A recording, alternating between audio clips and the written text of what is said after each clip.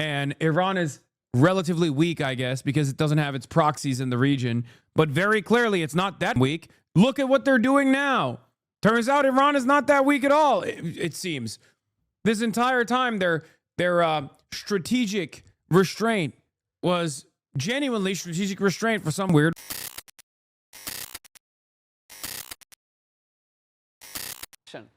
And let's hear Fox News sell how. Wait, I bet those numbers are even higher. 5 others are seriously wounded as part of Operation Epic Fury. We do not know where those casualties occurred. However, we do know that U.S. bases in Iraq have come under attack by Islamic militia now. Those militia that are aligned with Iran. Those are the ones that they fund and purpose at their will, that regime. The president launched the major offensive against Iran's terrorist regime early yesterday morning. Israel today continues to go after strategic sites deep inside Iran, dubbing its military offensive Operation Roaring Lion. This is a special Sunday edition of the Faulkner Focus. I'm Harris Faulkner.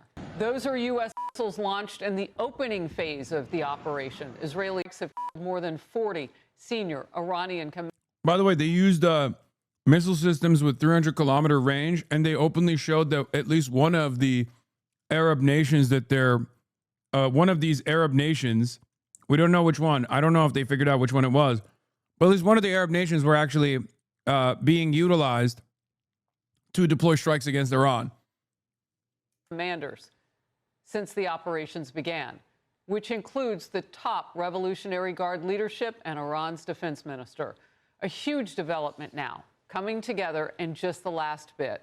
Iranian state media confirming Supreme Leader Ayatollah Ali Khamenei was killed.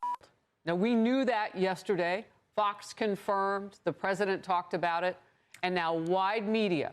And Fox can also confirm that the CIA provided Israel with the intelligence to conduct that strike on Khomeini's compound. President Trump is calling it justice for the people of Iran. And speaking to one outlet this morning, the president said the nation's potential new leadership, quote, want to talk. And I have agreed to talk, so I will be talking to them. Nope. They should have done it sooner. They should have given what was very practical and easy to do sooner. They waited too long. End of quote from President Trump. Iran's exiled crown prince shared his thoughts on the future of his country.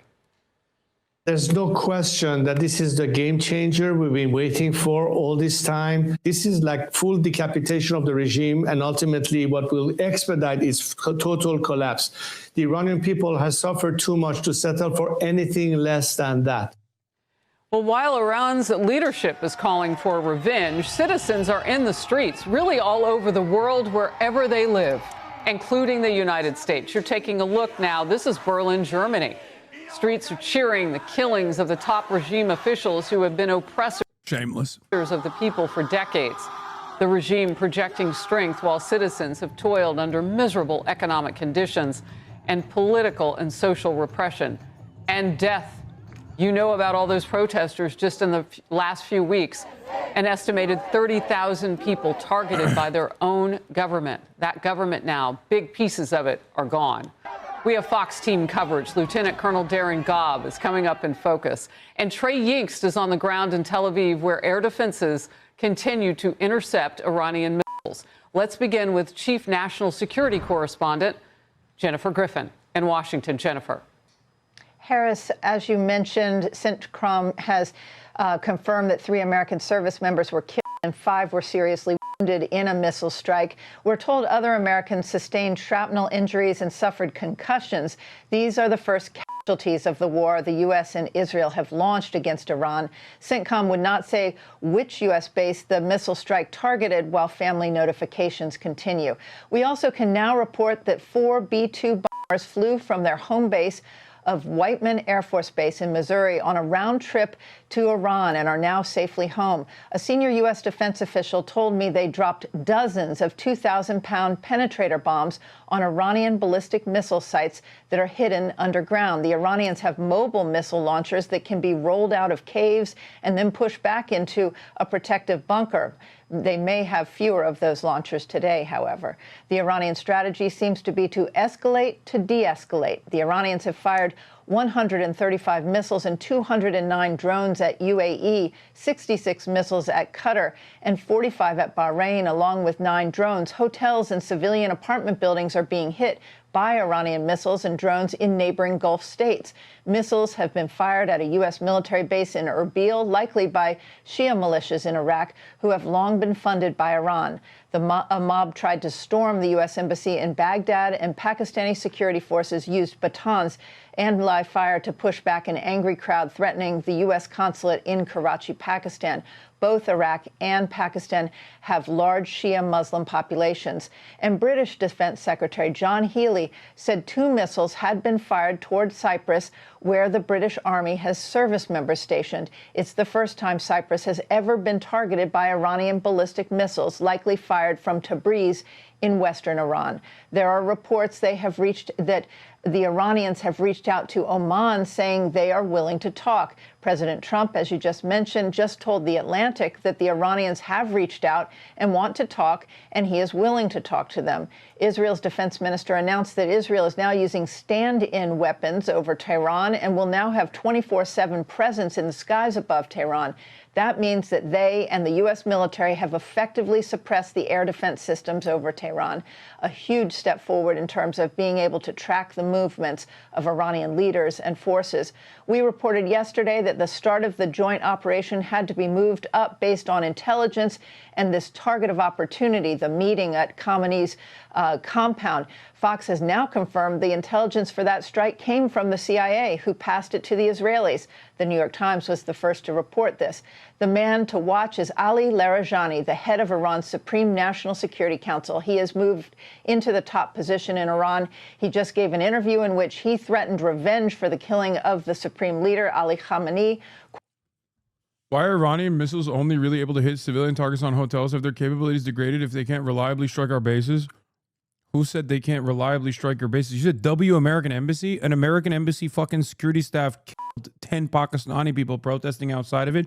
And you said American Embassy? First of all, who the said the Iranian missiles are not capable of striking the bases?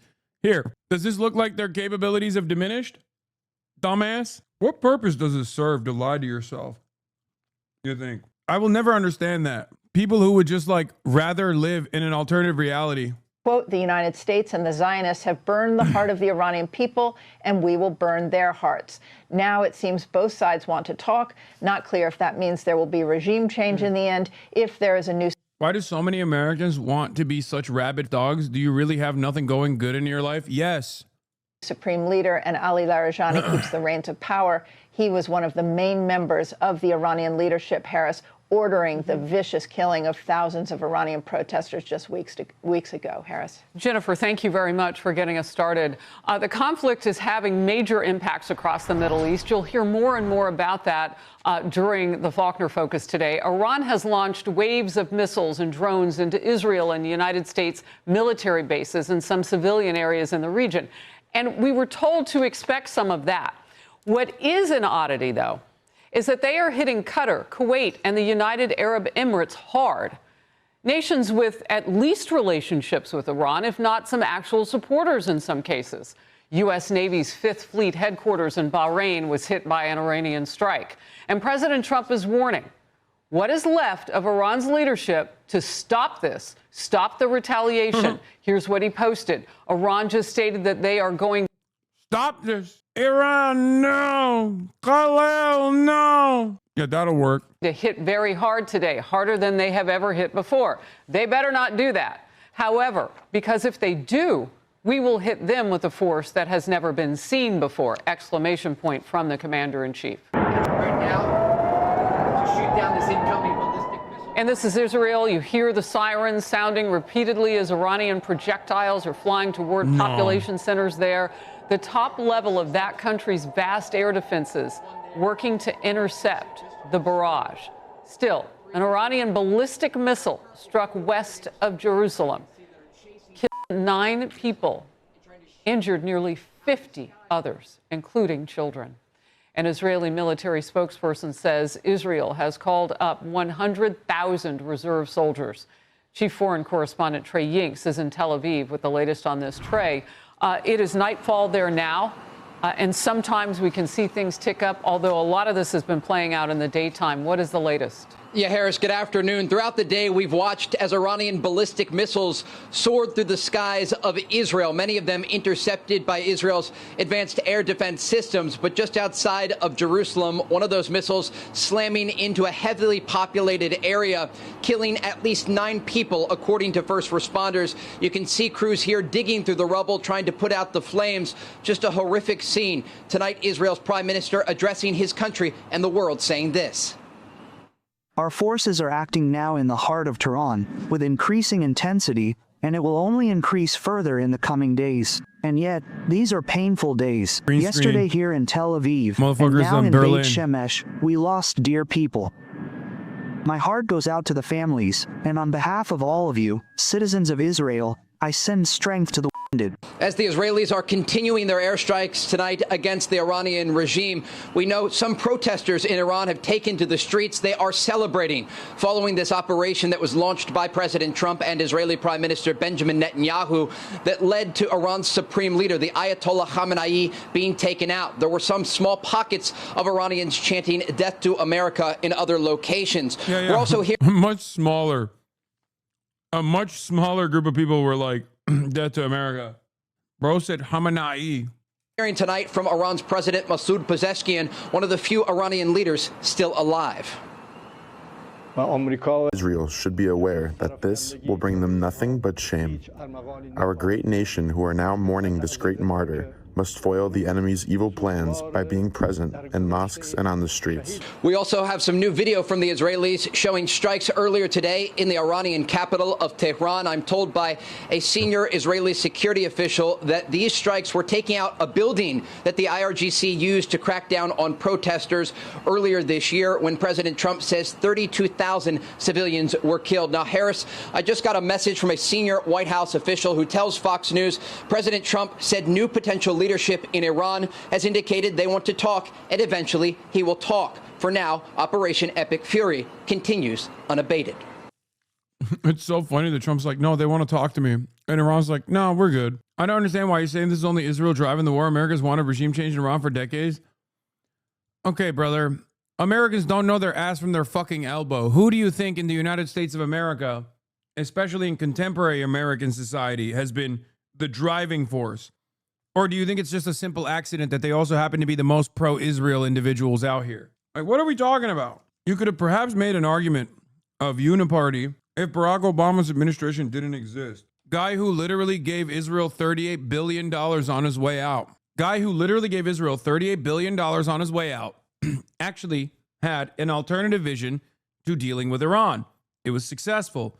It showed that if the goal here was to defang their nuclear program, they were capable of doing it. Also, once again, this is not just my assessment. You will hear this assessment from others as well. I know dumb fucks think. There's like dumb fucks in my replies and shit who think like, oh, this is, you're getting red pilled. You're like, oh, dude, you're getting red pilled. You're naming the Jews or whatever the fuck they're saying. But there is an argument to be made about imperialism and Israel's.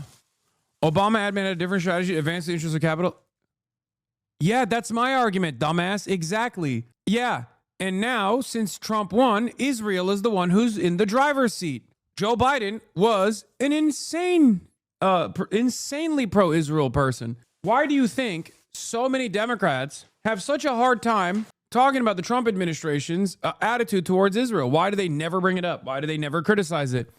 Why do they rarely ever criticize it? Yeah, it's not Israel's interest superseding the American ones. It absolutely is. It absolutely is. They're not just doing what Israel wants. He's right. This is a longstanding goal of the Nazi establishment. They've always wanted revenge on Iran. Guys, you are out of your fucking mind if you don't think right now, the reason why we're doing this right now is not because of Israel. Israel is the least popular it has ever been. Israel has been able to defang, alongside the United States of America, over the course of the last 2.5 years, all of the acts of resistance in the region, but it also happens to be the least popular it has ever been. This is Israel's last shot. Okay? If America was still in the fucking driver's seat of its own Middle Eastern policy, they would not be going to fucking war with Iran. I'm sorry. It's ridiculous. They're not just doing what he's right. It's a long-standing goal of the NASDAQ establishment. They've always wanted revenge on Iran, wanted to remove Iran's influence over the Strait of Hormuz, and wanted to remove Iran's role as a revisionist power. Israel is definitely very influential in these circles of the Gulf states, as are the Gulf states, but it's in line with U.S. policy as well. No, defanging or dealing with Iran and defanging Iran has always been an American foreign policy goal. Doing it right now in the way that we're doing it is Israel's doing. It's Israel's ambitions. It's Israel's wishes. 100%. This doesn't mean that America is like, I'm not like abdicating the responsibility of the American state, for the record. Make no mistake. Make no fucking mistake. It's just the way we're doing it and the time we're doing it. It absolutely is because this is the last opportune time for Israel to be able to do it before it's so politically consequential that they can't do it at all. You're being ridiculous. America would just as easily be happy with a completely defanged Iran existing as a sovereign state. Israel doesn't want that. America could be happy with a better relationship with the Iranian government. Iran is perfectly capable of having a better relationship with the American government. They beg for it. There's only one spoiler in this deal. The one spoiler in this deal. Like, you can't even say that, brother. It's like having this conversation while Israel's literally talking about once Iran is done, we're going after Turkey next. What are you going to say then? Are you going to say America's long hated Turkey? Is that what you're going to say? A country that houses 7 fucking nukes inside of it? You're going to be like, America has long hated Turkey. Like, you're coping. You're coping. That's it. You're 100% coping. Harris? And what are you hearing from leadership there in Israel about, kind of the ramp up against Tehran at this point, specifically that? I spoke with a number of Israeli officials today who indicate that they are speaking hourly with American counterparts to prepare for this to be a prolonged campaign. We understand there are a number of off-ramps worked into this, but the bottom line here is that both the Trump administration and Israeli Prime Minister Benjamin Netanyahu's government are approaching this war with Iran through a peace through strength initiative. They are trying to pressure the Iranian regime by not only taking out their leadership, but depleting their ballistic missile stockpile and basically forcing them eventually back to the negotiating table, understanding that this is the largest military operation against the Iranian regime in history. Harris? Trey Yinks, thank you for the late-breaking notes on that. Appreciate it. I'm Steve Ducey. I'm Brian Kilmer. What the fuck happened to the video? Video went This hour private. with Fox News Alert.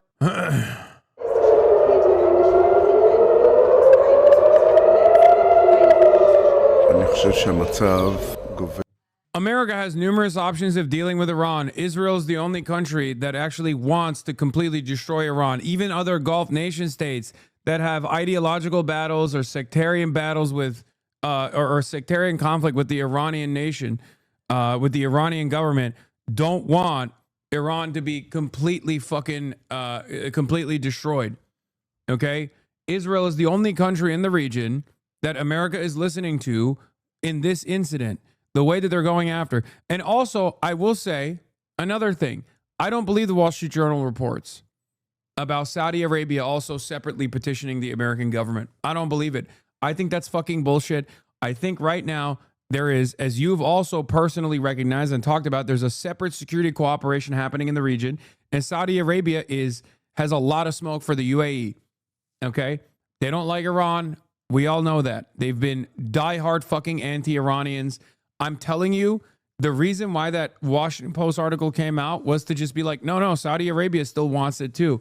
They don't want it. They don't want it. It makes sense why they wouldn't want it, because they've already destroyed all of the proxy groups. They literally collaborated with the Iranian proxy in fucking Yemen after starving the Yemeni population in a genocide. They turned around and said, you know who we actually don't want in Yemen? The UAE. Yeah, you're wrong. I don't even think Saudi Arabia actually wanted this round of conflict with Iran. I don't even think that. I don't even believe that. I think there's one country in the fucking region. There's one country in the fucking region that wants it. There's one country in the world that wants it, and that is the nation state of Israel. It happens to be the only country that we ever give a fuck about anyway. Sucks, but it's just the truth. Ayman Mohialdin asked Representative Sarah Jacobs about Israel's role in the war against Iran. Jacob notes her family's in Tel Aviv. She takes Israel's security very seriously, but says Netanyahu has been trying to get U.S. presidents from both parties to pursue regime change in Iran for decades. Follow up on that and ask you about the Israeli perspective in this, because Israel was the only country who participated in this militarily. And is there anything to be looked at there as to why the United States is going at this operation with the Israelis alone? I mean, we had Suzanne Maloney on from Brookings earlier, and she said she was somewhat suspicious of the Washington Post reporting this evening that suggested Saudi Arabia and Israel were pushing this war, and said Israel made it very clear why they want this war. The Saudis less so. Look, my family lives in Tel Aviv. My aunt and uncle and cousin literally are texting me. So, you know, I take Israel's security very seriously. It's literally my family. And Bibi Netanyahu has literally been trying to get presidents from both parties to do a regime change operation in Iran with him for decades. People in Iran want regime change too, bro. Fuck yeah. Yeah, that's what you sound like, by the way. The chatters who were like, Hasan, you don't understand. Why are you shifting the blame over to Israel? It seems like you're abdicating the responsibility of America. America wanted this too. Clearly they wanted it enough that they're sending billions of dollars worth of assets. But if you don't think that America is operating at the behest of Israel here, almost single-handedly at the behest of Israel here, I don't know what to tell you. They literally are allowing their bases to be melted by Iranian drones, dude. They straight up pulled out their forces from their radar facilities, from their fucking bases, so that there's a bullet sponge there so that they can focus on defending Israel. It's nutty. It's unbelievable. Yeah, drones were basically useless for Iran during the 12-day war because they had to cross so much hostile airspace to get to Israel. But they're an unsolvable problem for the Gulf, and Iran can keep up this costly harassment for much longer than its missile stockpiles last. Yes. Israel is making the cost-benefit analysis. They recognize they are very tuned into Western approvals. They do need Western approval because the reality of the matter is Israel understands that if the West collapses and if the Western world doesn't decouple from Israel in the next decade, the Western world will collapse. 100%. I promise you that. Believe it. Okay? If at this stage, with this level of unprecedented unpopularity, okay? At this level of unprecedented unpopularity, if the Western world does not decouple from Israel, if they don't change trajectory, they're fucked. Like, the democracy is over. It's done. Because every day that passes, they're like, okay, this is not for me. This is for a foreign nation. A foreign nation who's very arrogant, very entitled, and is also dominating my life in ways that I never thought was possible. It's completely unacceptable. I don't think you guys understand, like how I feel like you don't understand how angry people are. You know? Israel recognizes that too. And this is precisely the reason why it's their last option. It's their last best option to do this. Here is whenever supporters of the 2015 Iran deal claimed it was preferable to war, critics took offense and insisted instead of military conflict, they could use maximum pressure to get a better deal. They never got a better deal. They got the war. Is Iran going to mine the Strait? I don't know if they'll mine the Strait because I feel like they've made it not very easy to traverse already.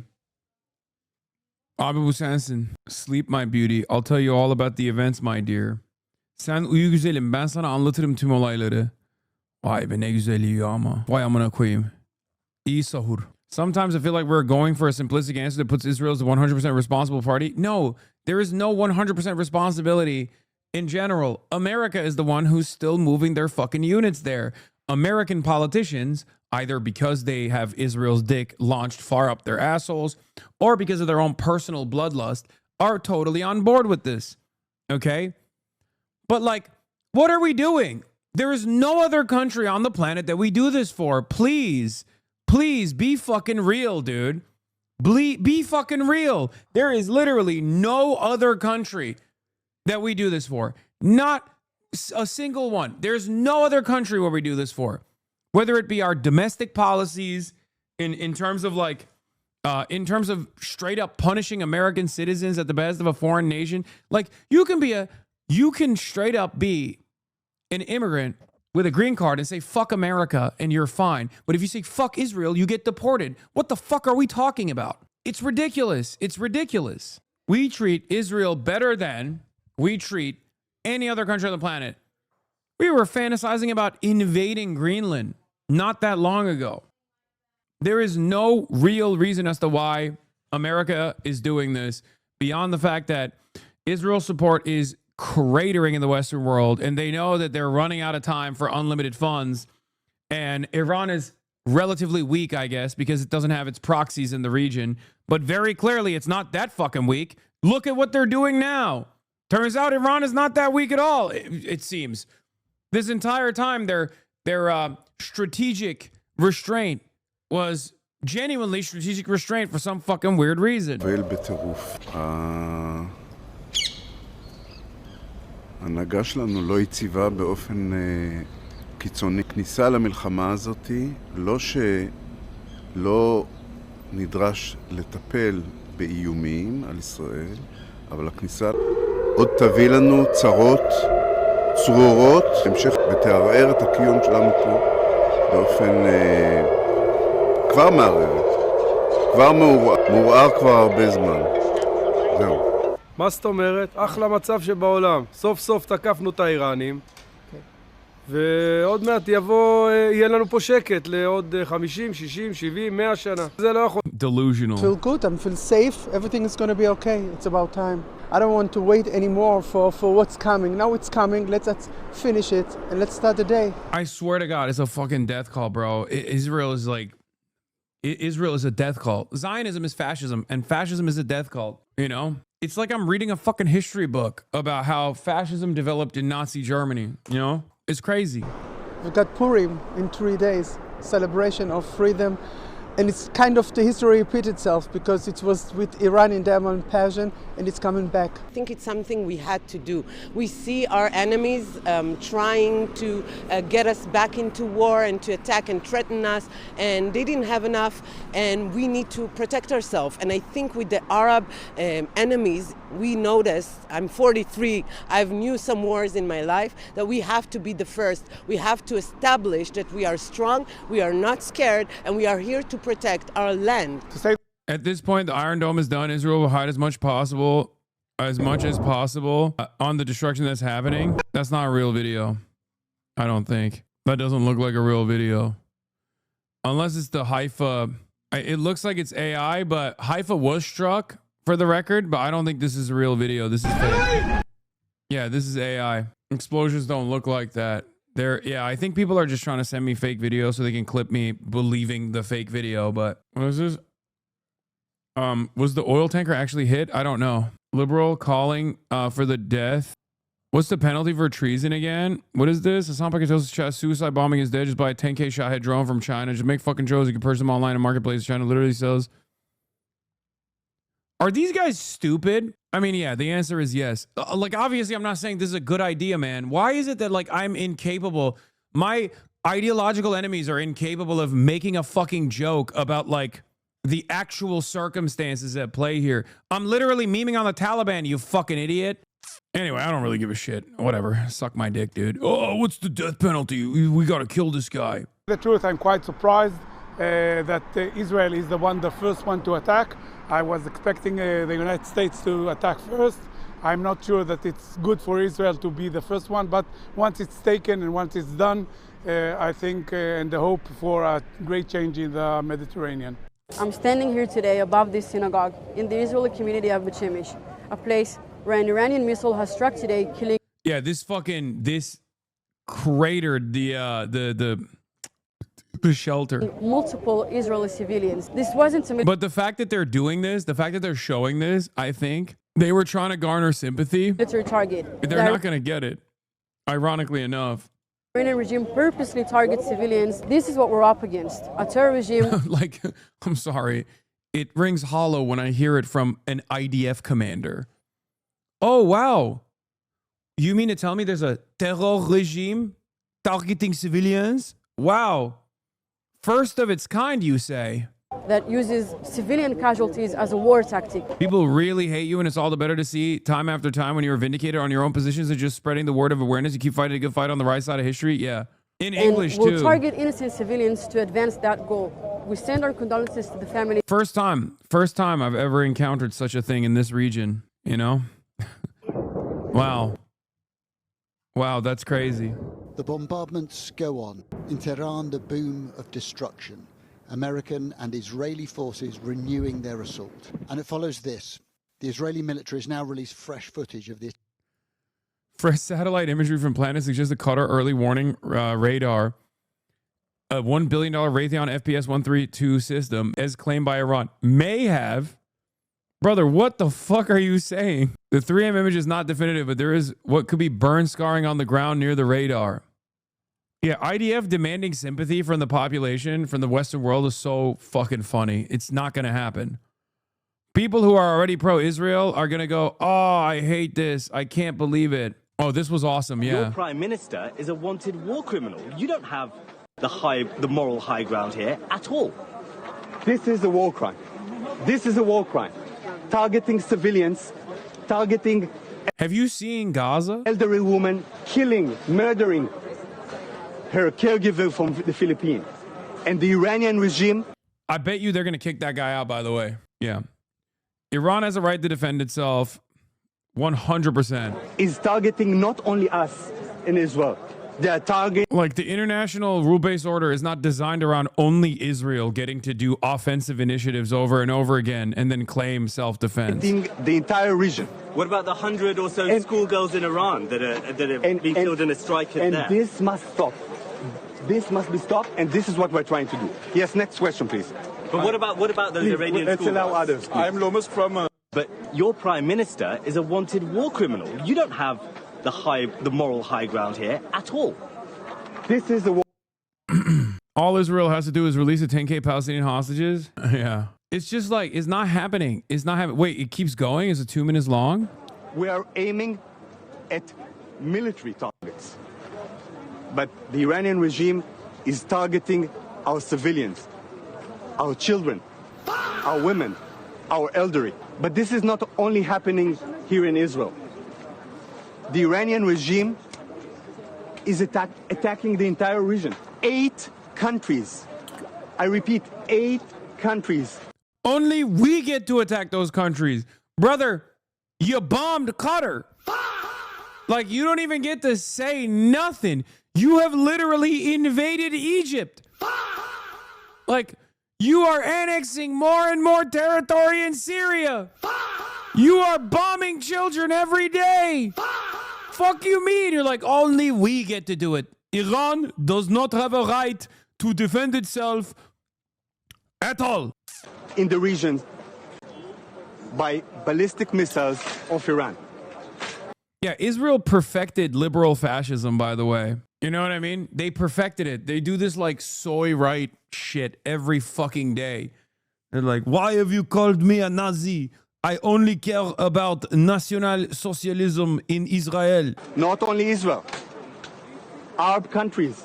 Yeah, my response to this is this. By Iranian regime missiles. And we say it very clear. We don't have any fight, any quarrel with the Iranian people. The only objective, the only quarrel... Hezbollah is back? ...is the Iranian regime.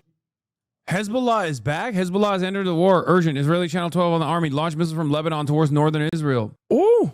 Let me see something. Let me see something. The attack currently targeting Haifa, Israel, originated from Lebanon, the IDF says. Ooh. Ooh. Someone said Hezi. Murderous attacks. This is what it's all about. Now I'll take some questions, please. Sikander Kamani from Channel 4 News. Khamenei, the Iranian regime, have clearly done terrible things, particularly to their own people. But your prime minister is a wanted war criminal. You don't have the moral high ground here at all. This is a war crime. This is a war crime. It is only a war crime if it happens to Israel, the only nation in the world. Tiny Israel. Israel, tiny nation.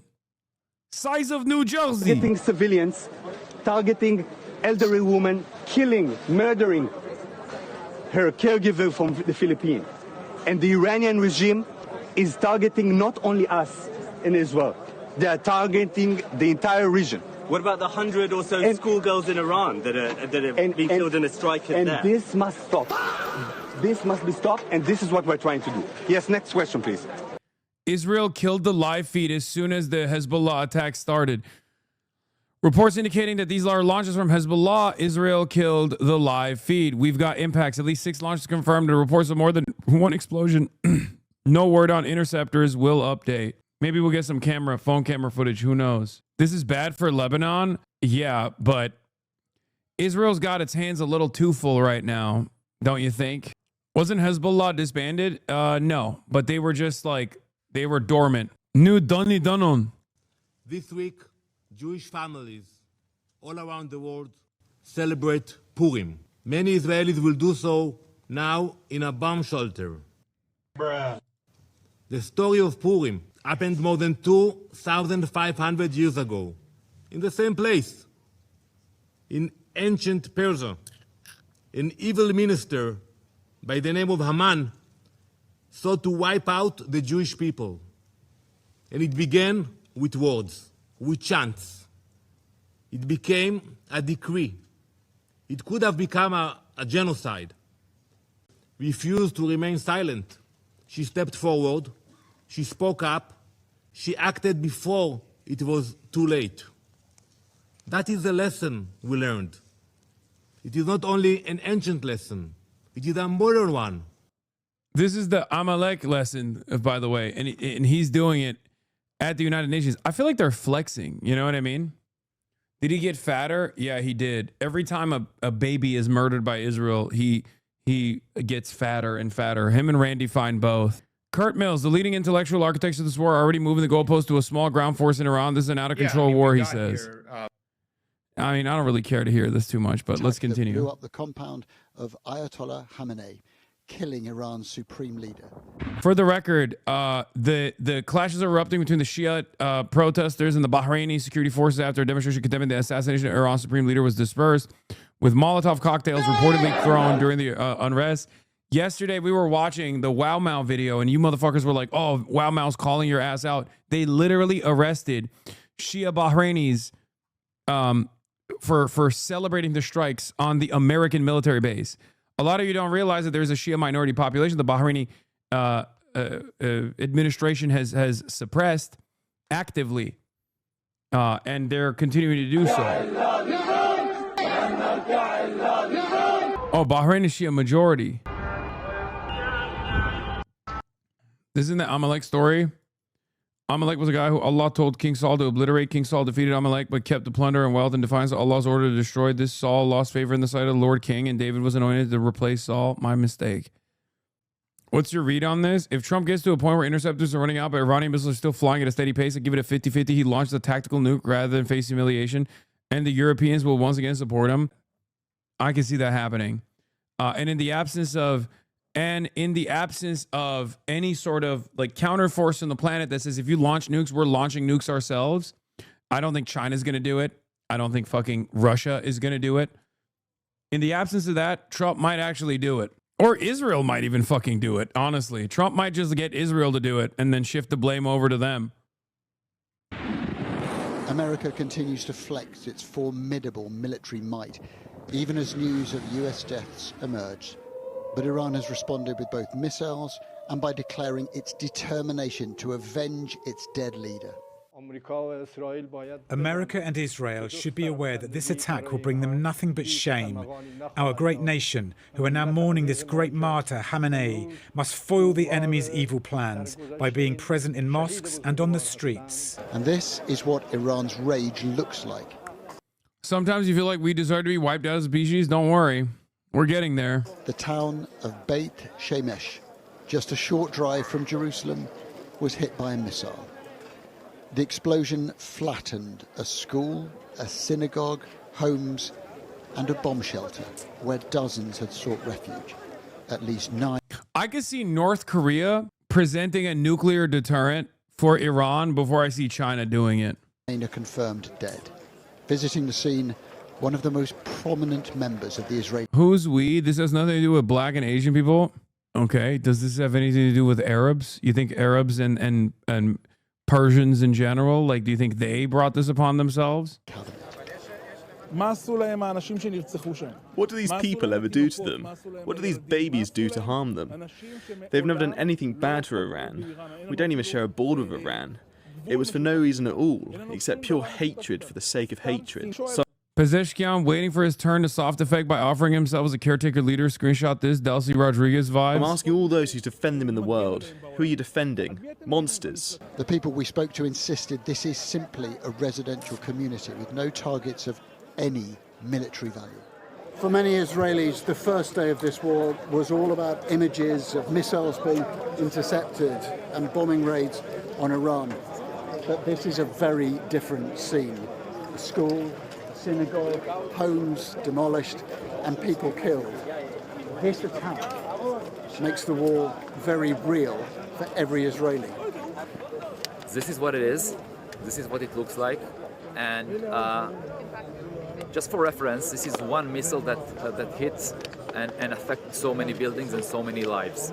So think about the amount that we've done in Gaza, right? That's what you're going to say? Lieutenant Colonel Yochai Manhoff. Think about what we've done in Gaza. Of missiles that were on the way from Iran 2 days.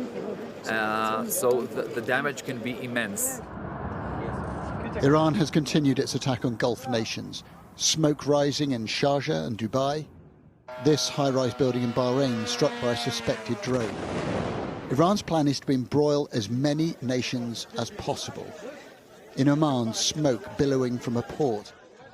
Shipping seen as vulnerable here. And that means Iranian attacks on shipping passing the Strait of Hormuz. This whole region has been rendered unpredictable. In Iraq, not typically Iran's friend, a huge rally to honor Khamenei's memory, broken up as it closed in on the American embassy. The Middle East is rippling. Why did you spend money on Israel-U.S. propaganda in LA? Thank you, Trump, from the Iranian people. Laura Loomer, God bless President Trump. Yeah, this will do it. That'll do it. People, yeah, I think the Iranian diaspora, if you want, leaning into an objectively unpopular president and objectively the least popular country in the Western world right now is certainly going to cause more people to come on board with their cause, you know, because literally two of the least popular figures right now in the Western world are like Donald Trump and fucking Benjamin Netanyahu. It's awesome. They're like, they're just straight up going, like, imagine, especially right now, imagine fucking going around and being like, thank you, pedophiles. We love you. These pedophiles are our pedophiles. And everyone else that's in the periphery that's watching, just know that these pedophiles are on our side. And you should also be on our side. You should join the pedophilia army. That's what it's like. Good luck. Hasan, Shocker, Gooning, Piker. I love my haters so much. They're just so fucking stupid. They can't even like, none of these guys that come in here to fucking chirp are capable of writing like a coherent narrative. They're just so angry that they just like slam their fucking keyboard. They just slam words together. They do word association. It's awesome. Lol, you get rage baited with low effort. Yeah, everyone in here was like, wow, you were brilliant. Attack another country because you don't like its policies. Is that the world that we want to live in? Donald Trump and the Israelis, and now I see Keir Starmer saying that he's got British aircraft in the skies, patrolling and defending. They didn't have to do that. They didn't have to do that up top. Anytime Keir Starmer comes out and is like, I'm a puppy dog for the American empire, every time British media is going to slam that forever. British aircraft in the skies. Oh, yes. Yes, my good sir. Your papers are on the floor. Let me pick them up for you. I am your dog. This is an act of international lawlessness, another act by Trump of international lawlessness, and it sends a signal to people around the world that might is right. And secondly, if might is right, then you jolly well better rush to get some nuclear weapons. If I was the whoever runs Liechtenstein, the boss or president of it, I would have sent a banker to go to Pakistan to buy some pocket nukes. If this is the world that we are going to live in, then my goodness me, nobody in their right mind would not have nuclear weapons. Donald Trump is a hero. Not only him and Netanyahu, who did the dirty job for us. We couldn't do 47 years of execution, getting killed, getting raped. Donald Trump is a hero. Enough is enough. And they did the dirty job for us. I don't care about international law.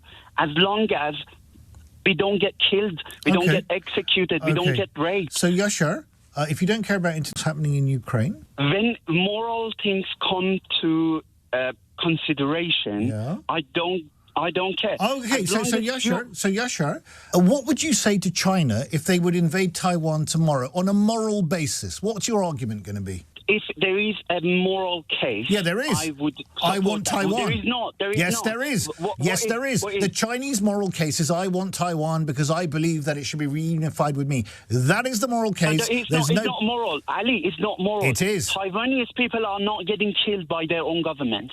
We were getting killed, raped, executed. Yashar, morality. The moral morality lies in the eye of the beholder, my friend. If you go down that road, and you're entitled to go down that road, then don't bleat when China invade Taiwan, and don't bleat. I mean, he doesn't give a fuck if China invades Taiwan. Also, it's so, like, I love that this argument is like, I know that we're currently doing the fucked up thing, but what if another country would do a fucked up thing instead? Like, what is this argument? I don't know why people think that like hypocrisy matters when it comes to American dominance. And even people on my side do this as well. I know AOC has brought up like hypocrisy is a national security weakness. It's like America has never had a non-hypocritical moment post World War II. Okay. Like I was there. Like Russia literally invaded Ukraine and then said, the fuck are you talking about? You guys invaded Iraq. You guys invaded Afghanistan. And when I brought up the point that what Russia was doing was similar to what America had done, Americans got mad at me and they said, how dare you compare Russia's actions?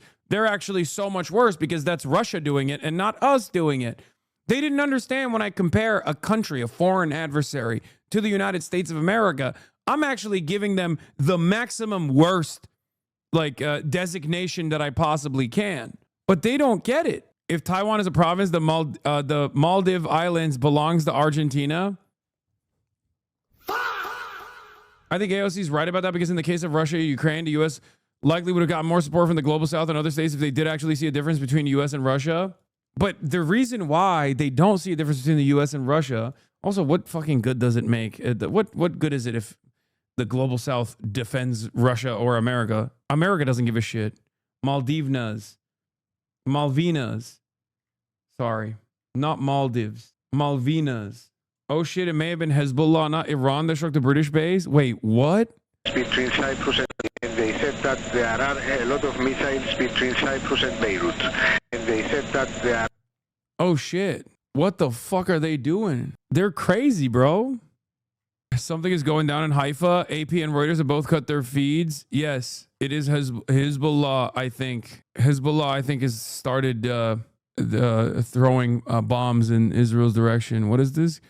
Gropers of Muslims want me murdered for exposing the woke Reich as an Islamic movement. They want to murder me. The Islamic terrorist in Texas who shot up a bar in Austin last night obsessively tweeted at me.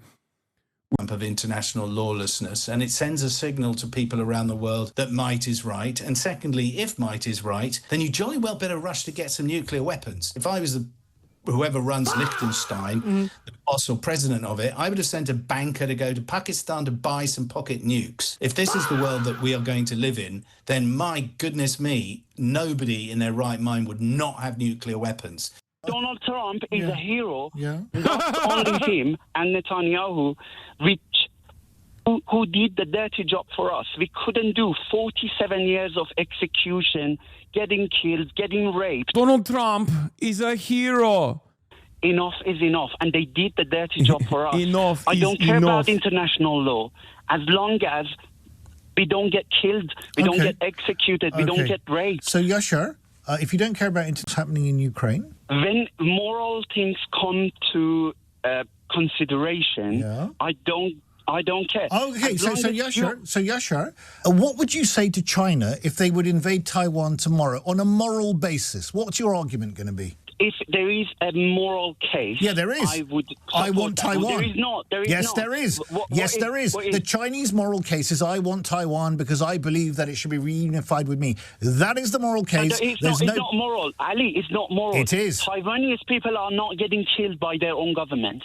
We were getting killed, raped, executed. Yashar, morality. The moral morality lies in the eye of the beholder, my friend. If you go down that road, and you're entitled to go down that road, then don't bleat when China invade Taiwan, and don't bleat. I mean, he doesn't give a fuck if China invades Taiwan. Also, it's so, like, I love that this argument is like, I know that we're currently doing the fucked up thing, but what if another country would do a fucked up thing instead? Like, what is this argument? I don't know why people think that like hypocrisy matters when it comes to American dominance. And even people on my side do this as well. I know AOC has brought up like hypocrisy is a national security weakness. It's like America has never had a non-hypocritical moment post World War II. Okay. Like I was there. Like Russia literally invaded Ukraine and then said, the fuck are you talking about? You guys invaded Iraq. You guys invaded Afghanistan. And when I brought up the point that what Russia was doing was similar to what America had done, Americans got mad at me and they said, how dare you compare Russia's actions? They're actually so much worse because that's Russia doing it and not us doing it. They didn't understand when I compare a country, a foreign adversary, to the United States of America, I'm actually giving them the maximum worst designation that I possibly can. But they don't get it. If Taiwan is a province, the Maldive Islands belongs to Argentina. I think AOC is right about that because in the case of Russia, Ukraine, the U.S. likely would have gotten more support from the global south and other states if they did actually see a difference between the U.S. and Russia. But the reason why they don't see a difference between the U.S. and Russia, also, what fucking good does it make? What good is it if the global south defends Russia or America? America doesn't give a shit. Malvinas.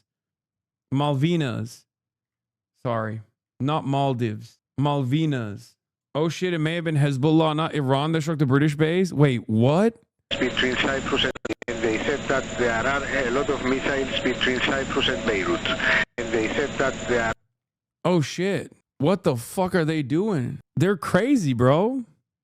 Something is going down in Haifa. AP and Reuters have both cut their feeds. Yes, it is Hezbollah, I think. Hezbollah, I think, has started throwing bombs in Israel's direction. What is this? Gropers of Muslims want me murdered for exposing the woke Reich as an Islamic movement. They want to murder me. The Islamic terrorists in Texas who shot up a bar in Austin last night obsessively tweeted at me.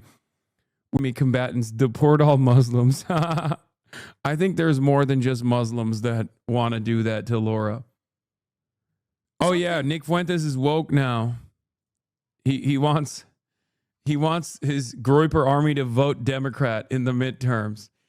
I swear to God, establishment Democrats are going to hug and kiss Nick Fuentes before they recognize what I have to say is good for them. When Russia invade Ukraine, your argument about international law is totally and utterly redundant because you have made it redundant by saying it doesn't matter because morals matter. If morals matter, he who has the morals decides what they are and calls the tune if they have the power to call the tune, and that's all that matters. We're in a might is right world, my friend. Why is it in British taxpayer and citizens' interest to get involved in a messy war in the Middle East? Why? To avoid terrorism in this country. Which Iranian terrorists are coming here? Sorry, have we not had terrorists in this country before? Yeah, from Iran? We not have terrorists in Manchester? What's the link with Iran? Did we not have terrorists in London on the 7th of July in 2005? And what is their link with Iran, Spencer? Do you know what their link with Iran is? I'm sure MI5 could show you the No, Spencer. You came on and you said there was a link. I'm asking you to explain to me the exact link. Please go ahead. If you look on the internet, I'm sure you will No, Spencer. No, not I am sure. No. If you look at 7/7, the inspiration came from Al-Qaeda. Al-Qaeda had nothing to do with Iran whatsoever. I was asking you specifically about the link to British terrorism, of which you have provided the sum total of nothing. If you want to go around and advocate for intervention in the Middle East, you need to do a little bit better than that. We want to go to Tehran right now because we're being joined by the Foreign Minister Abbas Araghchi. Mr. Foreign Minister, thank you for joining us this morning. Who's in charge of Iran right now? Well, first of all, thank you for having me in your program. Well, I think now there is a procedure set in our constitution that when we lose the supreme leader, there would be a new one elected by the Assembly of Experts. And now this is literally war by Reddit intellectuals. We have, started the procedure. There is a transitional council. Is it bad that I think he's hot? There's something crazy going on. Have you guys seen photos of Khamenei as well without the headgear? Bro literally has a two-head or had a two-head. It's actually kind of crazy. I didn't know it was like that. I didn't know Iranians had like the craziest hair genes, dude. Of the president, the head of judiciary, and one jurist of the Guardian Council. These three would decide, are in charge right now, and they will actually arrange the election of the new leader by the Assembly of Experts. And the members of the Assembly of Experts are elected themselves by the people every 4 years. Or every. We've just reported that 40 senior commanders were killed in the first minutes of the strike. How much damage has this done to your military infrastructure? Well, we have lost some commanders. That is a fact. And the names are already announced. But another fact is that nothing has changed in our military capability. This is exactly what happened last time. You remember in June when Israel attacked us, they killed some of our top commanders at the beginning of the strikes, but they were replaced very soon. And in less than 12 hours, we were able to start retaliation. This time, it was even, faster. In less than 2 hours, we started to retaliate by attacking, Israeli targets and American bases in the region. And we have continued to do so. Our military is in place. They are capable enough to defend our country. Even more, they are more prepared and capable than previous war, before 12-day war. Quality-wise, quantity-wise, they are in a better position. And I think you have seen how they, acted so far. President Trump issued a warning overnight, warning the Iranians not to retaliate. He said they better not do that. If they do, we will hit them with a force that has never been seen before. How do you respond? Well, I don't think any leader of a country has the right to say so. We are defending ourselves, and we have every right, every legitimate right to defend ourselves. What the United States is doing is an act of aggression. What we are doing is the act of self-defense. There are huge differences between these two. So one should tell, the President of the United States, do not attack, do not, make any aggression against another country. But nobody can tell us that you don't have any right to defend yourselves. We are defending ourselves, whatever it takes, and we see no limit for ourselves to defend our people, to protect our people. Just look, yesterday they struck against a school. So far, 148 girls, students have been killed. And this is a big massacre. This is a war crime. And you say we don't have any right to defend ourselves? You say you want to protect your people. You say you want to protect. What can you even say to the people that are celebrating the regime change, even though they've killed hundreds of Iranians already? There were celebrations in Milan, and I have no idea what to say to the Iranians that were celebrating this. Some of these guys are long gone, brother. It's just not going to happen. I think you just should make a policy not to. If you have loved ones who are like good friends and loved ones that are in like the diaspora Iranian community, maybe you can have a conversation with them and like explain to them that this is identical to like Iraq. There were plenty of people in Iraq that were celebrating the fall of Saddam. Saddam was ruthless. He was brutal. But at the end of the day, those people either took up arms against America or greatly they hated that initial decision. Look at Iraq now. That's number one. And number two, there are some people that you cannot fucking argue with. Like there are always, in my experience, I've found out that there are just some members of the diaspora that are just so permanently right-wing, you're not going to be able to have a normal conversation with them. Like they're just as MAGA brain poisoned as like the average hog is in this country. So either talk to them about everything else and not this issue at all, or, you know, if this is all they want to talk about, then it's up to you. You know, maybe you don't talk to them. Like your people, but your own regime, according to the estimates we've seen over the last several months, is responsible for the killing of up to 30,000 of Iranian citizens. Well, I have. Khamenei was no Saddam, though. Yes, I don't think.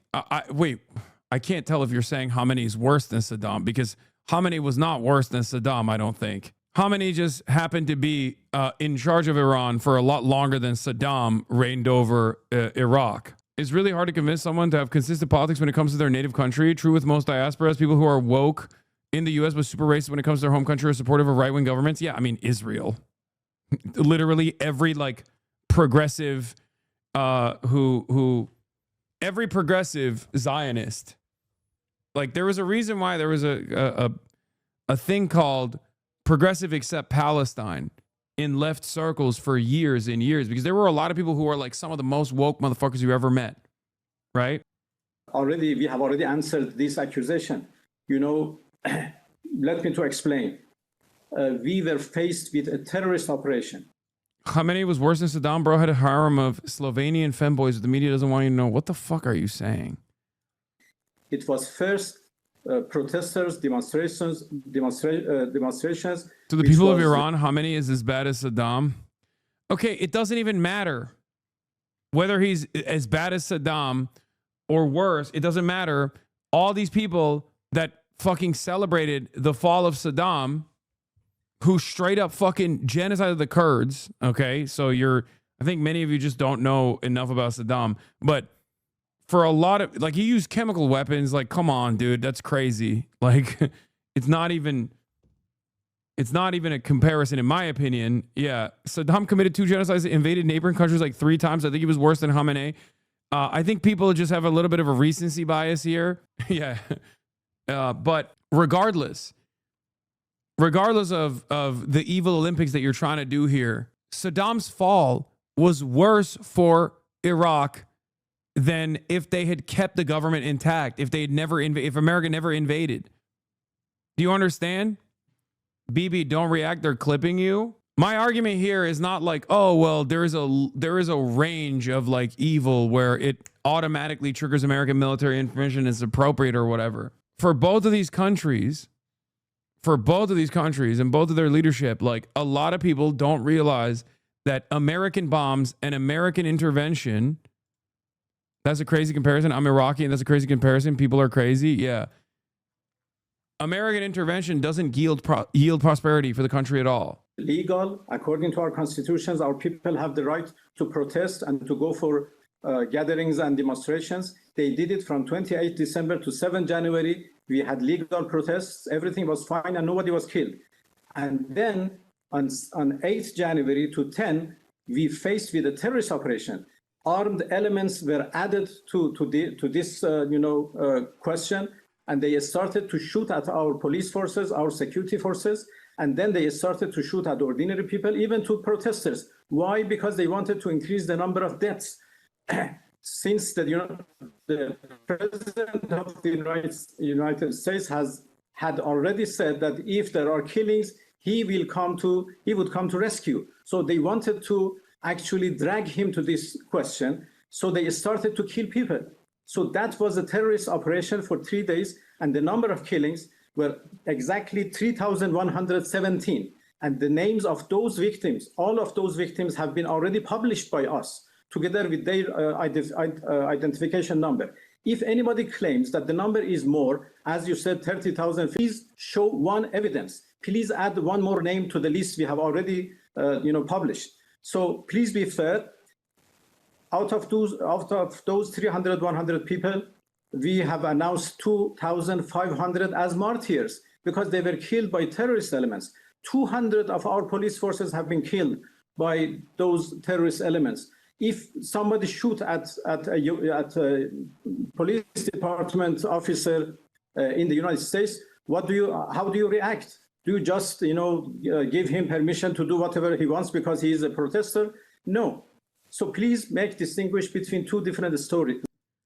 Oh, the hypocrisy of Hasan. Won't even finish as a guy lies his ass off. React, bro. What do you want me to fucking say, man?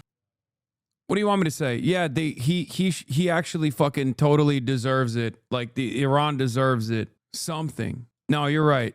Iran deserves. Do you believe this guy? Guys, there absolutely was agitation from Israel and America. They openly fucking stated it. That doesn't mean that the Iranian government's reaction was appropriate in any way, shape, or form. It also has nothing to do with this current bombing campaign. What do you want him to say? Fucking, yes, we slaughtered our own citizens and we're welcoming the bombing campaign where you're slaughtering even more of our own citizens.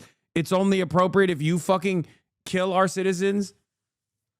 It's justified when you do it. Like, what is this fucking conversation?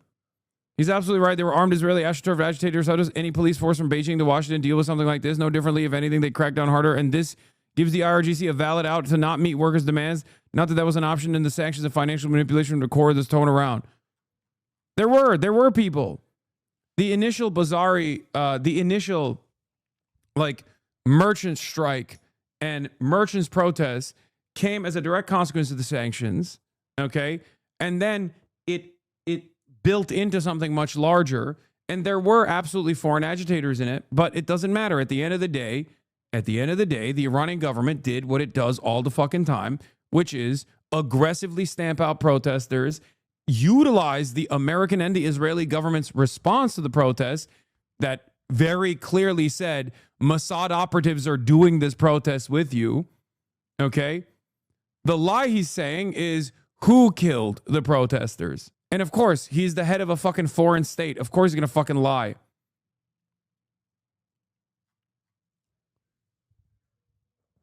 The Iranian government's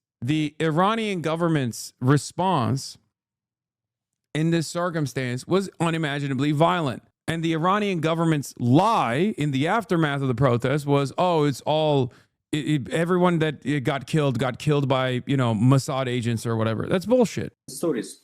Well, we have seen evidence of newborns killed. Oh, yes, Iran killed no protesters now. Is that what I said? At least you admit it. Oh, yes, Iran killed no protesters now. Is that what I said? I said the exact opposite. Why do you even tune in? Why do you even fucking tune into the broadcast if you're just not going to listen to what I have to say and just write what you think I said? This is not even a pancakes waffle situation. This is me saying pancake, pancake, pancake over and over again.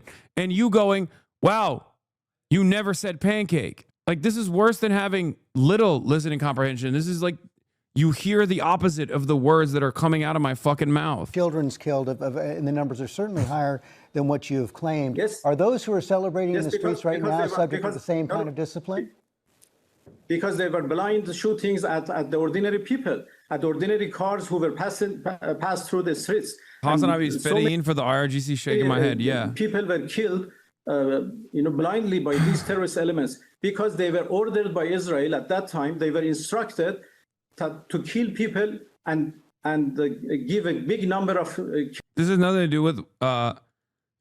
This has nothing to do with this. U.S. isn't here to save the protesters. There were no agitators when they killed 4,500 protesters in 2022 to 2023. Yes. Killings to the president of the United States. We have their voices, the instructions which coming from Mossad, from outside to these terrorist elements. Do you believe their numbers? I think the numbers that they gave were like 3,500 or something. And they said that the bulk of it was like Mossad protesters killing people, which I don't believe. I think the number, the estimates I've seen from like HRNA are around 7,000. But the 30,000 number is fucking made up. Like, that's just made up. I don't know why people, they can't even agree on the fucking made up number. It's so crazy. Sometimes it's like 50,000. I've heard 50,000. And if you can't comprehend that the reason why Zionists within the media are actually greatly increasing those numbers in an effort to make Israel's genocide look not as bad in comparison, and they don't even hide that, by the way. They just like straight up say it. Like, pro-Israel people straight up will be like, pro-Israel people will straight up fucking be like, oh, it's so, that's what Iran did is a genocide. What Israel did wasn't a genocide. Like, they straight up say that. Who are ordering them that kill police officers, if not police. Also, because 7,000 or even 3,000, the most conservative estimate that is given by the government or whatever the government says is still fucking unacceptable. What are we talking about? Except none of that is pertinent to the conversation of whether it's appropriate to fucking bomb Iran or not. Kill the boy and girl in front of you because they wanted killings. Is a negotiated settlement with the United States still possible? Well, and no, the reason why I say the HRNA numbers are at 7,000 is because that's not a fucking Iranian group at all. It's not like an independent investigation either, okay? The reason why I bring up the HRNA numbers is because that's the most anti-Iranian number, like the most anti-Iranian group's numbers, okay? I'm sorry. It is virtually impossible for any state to kill 30,000 people in a matter of fucking 2 days. What are we talking about? Israel leveled the entirety of Gaza for like the first month and it didn't reach that number. What are you talking about?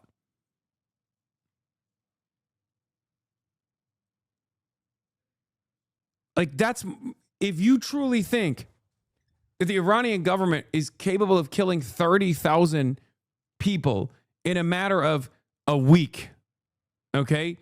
What weapons do you think they used? What weapons do you think they fucking used? Do they have a new type of weapon that we have not seen? Because think about it this way. Hiroshima and Nagasaki. Do you know how many people were killed in Hiroshima and Nagasaki? 52,000 people. Did Iran deploy a fucking nuke on its own citizens? I've heard 50,000 as a number being floated around. Is that what Iran used? They actually did have a domestic nuclear program. They just choose not to use it on anybody else but their own people? Like, what are you talking about? You answered this question. We negotiated with the United States twice in the past 12 months.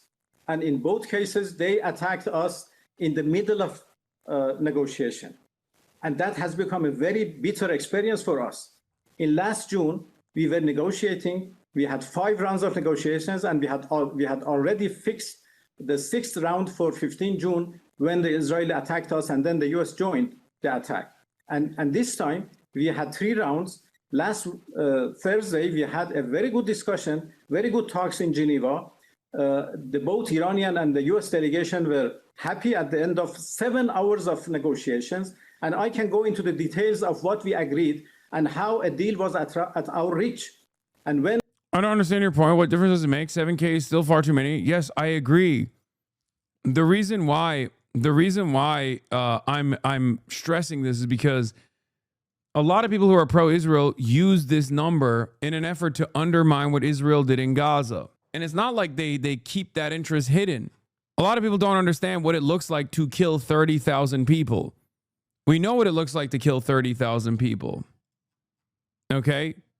We've seen it. Israel's done it. We concluded the Omani foreign minister, who was Also, I said the exact same thing that I just read from you as a commentary on this. Yes, 7,000 is an insane number. It's completely unacceptable. Anyway, here is the impact coming in. Here's the secondary impact, by the way. Oil futures surged and stock futures fell sharply in the first trades since the U.S. and Israeli airstrikes on Iran began. Impartial intermediator between us, he concluded by saying in his post that we made significant progress this time. We were able to come to a good understanding on some of our differences. some other differences were left for the next meeting, and we decided to go for Vienna, to send our technical teams to Vienna on Monday, which means tomorrow, to go to the IAEA, and with the help of the International Atomic Energy Organization, try to find technical solutions for the political problems. And we both believed, both delegations believed that this is possible. So a deal was at our reach, and we left Geneva happily with the understanding that we can reach a deal next time we meet. And it was very unfortunate that those who are against peace, against diplomacy, against negotiation, when they understood that diplomacy is going on well, they decided to spoil it, and they created a build-up in the media, against the Islamic Republic of Iran, against, the desires of us, against, and they... Amidst strikes. Footage from on the ground near the southern Iranian city of Shiraz captured an MQ-9 Reaper with the U.S. Air Force firing an AGM-114 Hellfire air-to-surface missile against a ballistic missile launcher that had revealed itself and was preparing to launch against Israel or other countries in the Middle East. They took out not an MQ-9, but they took out an Israeli one earlier today. The Iranians did. If no matter the number is unacceptable, what would have been acceptable to you? There are videos from all over the country, ambulances and buses being burned by agitators, Molotov cocktails thrown at children, agitators shooting in the crowds of civilians. What should the government have done if trying to stop this with armed force was unacceptable? The government should have not allowed itself to be a fucking leaky faucet as a matter of national security by being a repressive force upon the Iranian population for far longer before this last iteration of protest took place. I know that the primary source of the anger and the primary source of the protest still stem from the economic struggles that Iranian people experience as a consequence of the sanctions. But as I've repeatedly explained over and over again, there are certain tools at your disposal. And one of those tools is always going to be to let up on the maximalist the maximalist demands that you have of the population. Israeli media is claiming an Israeli... Oh, God, why are we talking about this right now? Again, it doesn't matter. Will you shut the fuck up about it when America, the Amer-Israeli kill count reaches a higher number than what they suspect the Iranian government killed? Is that when we're going to shut the fuck up about this? Or will you say, no, it's actually appropriate to do that? Only America and Israel get to kill Iranians, you know? This is exactly the same shit that they tried to do with Hamas. Oh, we are freeing Gaza from Hamas. We are freeing Gaza from Hamas. Hamas kills gays, throws them off the roofs. Shockwaves across the Middle East this morning as Iran lashes out in response to US and Israeli... Why do we have to shut up about it? What do you mean? Your chat? Like some of these motherfuckers deserve to be on a watch list? Yeah, guy who wants more government surveillance while also simultaneously mad about government repression from the Iranian government. Guy who's like, I'm really mad about the Iranian government's forms of repression, but also the American government should put you in Guantanamo Bay. What the fuck are you? Do you not understand that you're a fucking moron? Like, strikes. You would be the IRGC dick rider in Iran, for the record, idiot. No way, that's why it's so loud. Missiles and drones raining down on at least 8 countries across the region, forcing millions to take shelter. Saudi Arabia, Qatar, Bahrain, Kuwait, the UAE, Jordan and Iraq, all in the firing line. Every major US base in the region in Iranian sights. Oman also struck. The country that had mediated now abandoned talks. Defense systems intercepting hundreds of projectiles, but some finding their targets and falling debris causing serious damage. The Gulf is home to millions of foreigners and an important transport hub, now paralyzed by airspace closure. The captain actually said, due to military conflict or military escalation in the area and due to airspace restrictions, we have to turn back. It was just pretty much widespread panic on the plane. And Americans who were just visiting the region unsure if or when they'll be able to get home. A lot of explosions, a lot of warnings, a lot of jet sounds. And now US... This is what I was literally worried about in Qatar. Diplomatic missions abroad are being targeted by angry crowds. The US consulate in Karachi stormed, and clashes near Baghdad's Green Zone, where the US embassy is located. Embassy staff and the roughly 35,000 US military personnel in the Middle East all now on high alert. In Tehran, with the internet almost completely cut, the situation is unclear, but some videos are emerging of crowds cheering the death of the supreme leader. And this morning, despite Israeli efforts to kill him, Iran's president, apparently still alive, vowing revenge, saying the supreme leader was martyred at the hands of the most wicked villains in the world, and that his killing is considered a declaration of open war on Muslims, especially Shiites, in all corners of the world. US allies might be urging calm, but right now no one is listening. In a joint statement, the prime ministers of Germany, France and the United Kingdom saying they condemn Iranian attacks on countries in the region in the strongest terms, calling for the resumption of US-Iranian negotiations. Many in cities across the globe are welcoming the news of Khamenei's death, but many question the legal basis for his killing. Now, the UN is calling for restraint. They're calling on Iran, Israel and the United States to de-escalate. They're worried about a wider regional conflict. But I've got to tell you guys, it feels like we are already there. Whit. James Longman for us. Thank you so much. Iran has vowed. I need you guys to understand something. The American and Israeli bombing campaigns right now are not directed at regime loyalists, okay? They are very carefully and very deliberately, and you're not going to get this from any Western news outlet at all, unfortunately, but they are very carefully and very deliberately striking police precincts, hitting border patrol in the Iranian border regions. They are actively trying to create an environment of destabilization, because the goal here is not even to do regime change. Because in order to successfully do a regime change, you must have a regime. You also need popular support for the regime, or you need boots on the ground to defend the regime. They don't want to send troops. They're not going to send troops into Iran. It would be a fuck fest. Okay? It's the same dishonest black and white thinking that's allowed for the Palestinian genocide. You're not allowed to say the Iranian government is an extraordinary repressive force while also stating that decapitating them will be extraordinarily catastrophic. Same as you can't disagree with Israel's actions in Palestine without being called anti-Semitic. It's a purposeful and intentionally dull point of view. Bombing multiple police stations and attacks on border posts suggest that they are not attempting to do regime change, but cause the dissolution of the society in general. Right now, the only hope for the Iranian population is unironically the IRGC holding shit together. Okay? It gives me no pleasure to say this. I know that people will get mad at me and say, how dare you say this? The IRGC is a ruthless regime that has killed Iranian people. What comes after the dissolution of the IRGC, what comes after a complete failure of a state, will be far more consequential and far more deadly for the Iranians. Okay? It's just the truth. There is no Reza Pahlavi coming in to usher in liberal democracy. You are going to have super ISIS.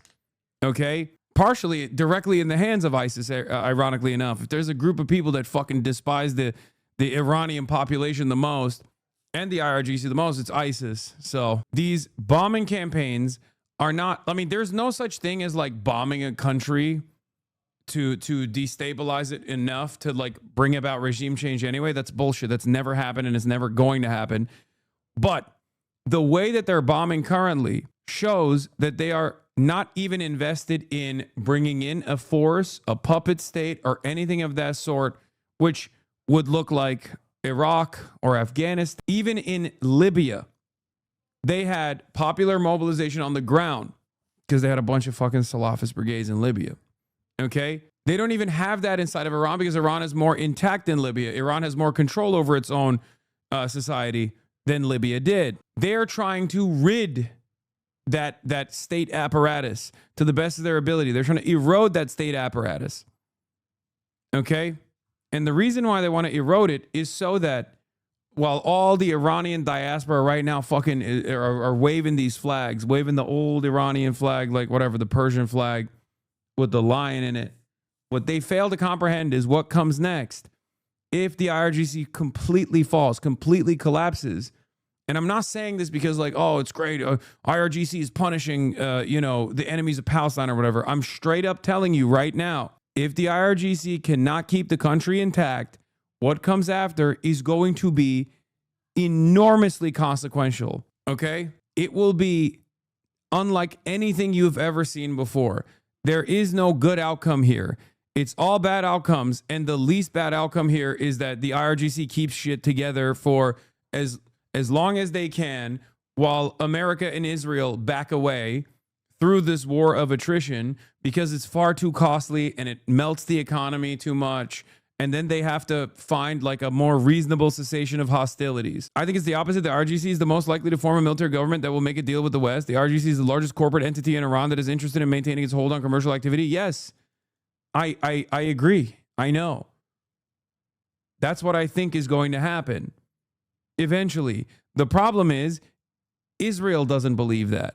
Israel doesn't want that. Israel does not want the least bad of all of the worst outcomes here would be if there's a tit for tat, a back and forth, and then America goes, all right, enough to Israel. Enough. You gave us too much bad intelligence. You brought us into this. You told us a lie. And now my own people in the MAGA base are screaming at me because American military members are coming back in the American flag draped coffins. And I'm already at the historically low popularity that I've been at. You're fucking up the bag. Jamie Dimon is giving me phone calls being like, you got to put an end to this dumbass. And eventually they cut a deal with the IRGC to keep the government intact. And, they let like foreign capital flow into the country somehow. But Israel has to be kicked out of the equation. If Israel is still in the driver's seat, that will never happen. That is the least bad scenario. That is the least bad scenario. It's also not the most likely scenario. Let's be real. But if you think that there is going to be, salvation coming at the end with, Reza Pahlavi coming in with a fucking parachute and being able to like mobilize popular support for himself, you're fucking out of your mind. To punish the US and Israel for killing its supreme leader and starting a war. Like, look, this is your guy. Like, this is the guy for the diasporoids. There is still vowing revenge. This man doesn't have a plan for anything. Anytime he opens his mouth, it becomes abundantly clear. He never discusses specificities, a concrete vision for how he intends to lead the transition. Absolutely clueless clown. He doesn't even want to do this. It's just like Israel. Literally. He doesn't even want to do it. He was fine having his wife get fucked by the fitness instructor and like living in Maryland or whatever the fuck. He is literally Israel's puppet. Revenge. How does this transitional government look when you have Persians, Shia, Sunni, secular government? What do you envision? Well, Maria, obviously, I think this campaign is this time something not just to set back the Iranian nuclear program or anything like that. This is like full decapitation of the regime, and ultimately what will expedite its total collapse. The Iranian people has suffered too much to settle for anything less than that. But as soon as the transition plan is put into gear, we want to make sure that we address the issue immediately, to make sure that we have the ability to have a stable process, to obviously lead to ultimately a democratic outcome so the Iranian people get to choose their future government and system. What we need to do now is to make sure that we bring all the elements that can help that process into place.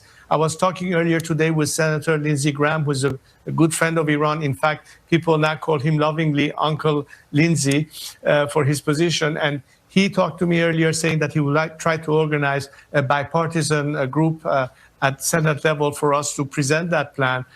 Both the administration and Congress will understand better what we have in mind and we'll get more into the details. You and I had talked about the IPP project, Iran Prosperity Project, before, and the first 100-day, critically important of how we do that for the initial transition.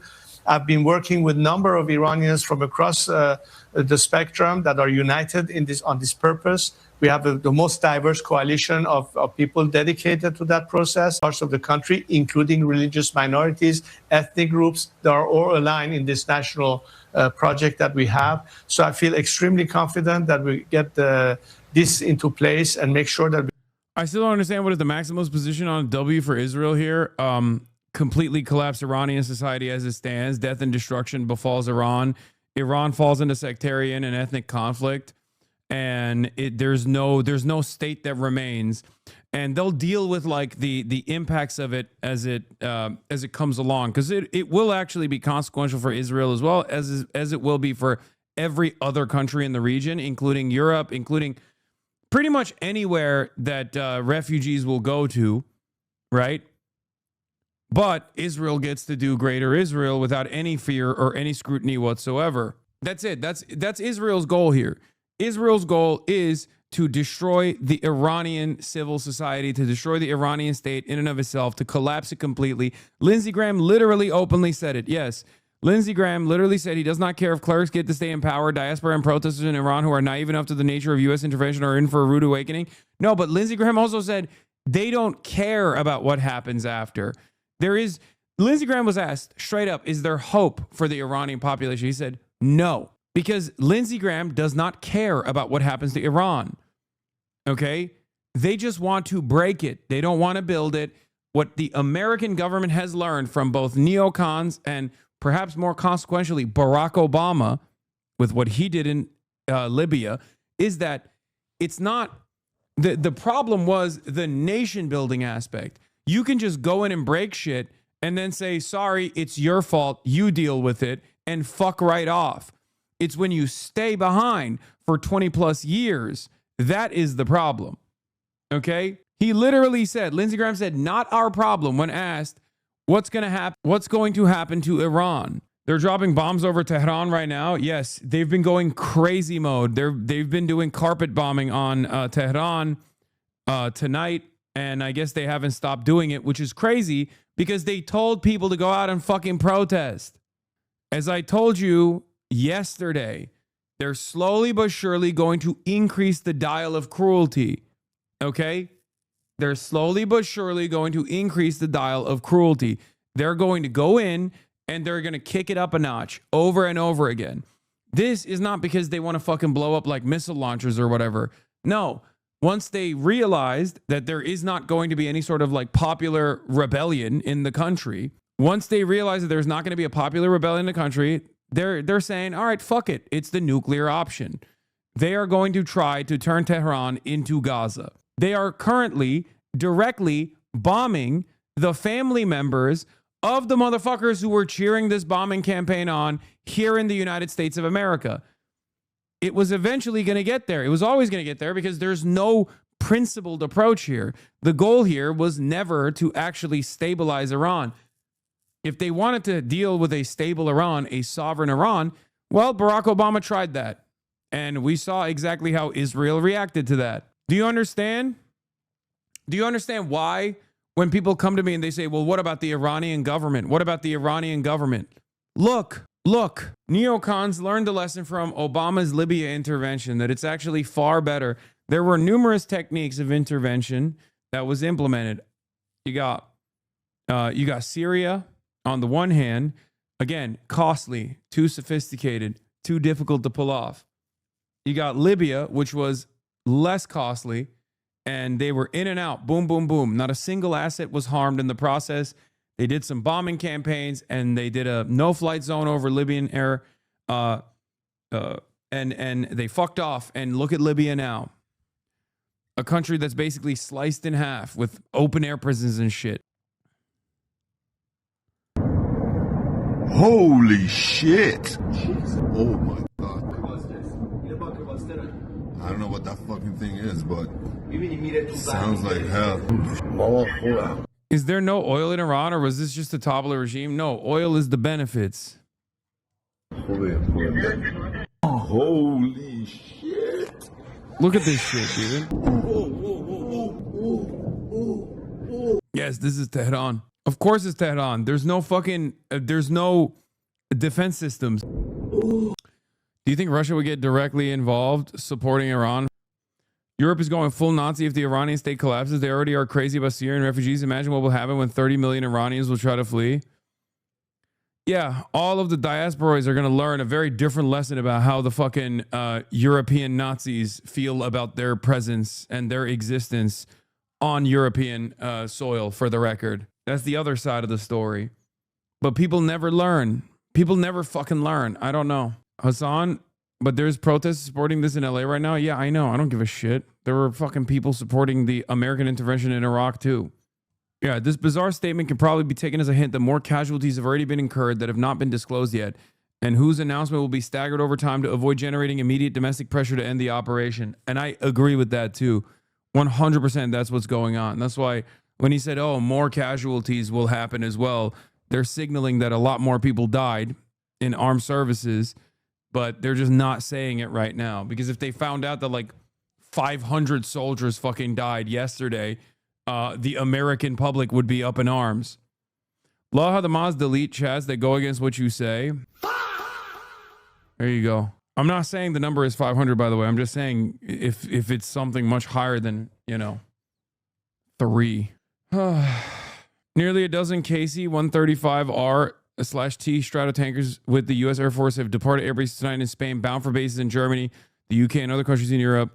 With it, the possible that Spain has ordered the withdrawal of U.S. aerial refueling fleet from the country in protest of the ongoing conflict with Iran. There was a medevac rescue heli that's used for airlifting dead and injured flying around last night. Sikorsky HH-60W Jolly Green 2, possibly bringing in injured personnel from Bahrain to Doha International Airport. This is a dedicated combat rescue helicopter. Yeah, that makes sense. Iranian flag and photos of regime leaders were found in the gunman's apartment. Sources tell. Camilla reports.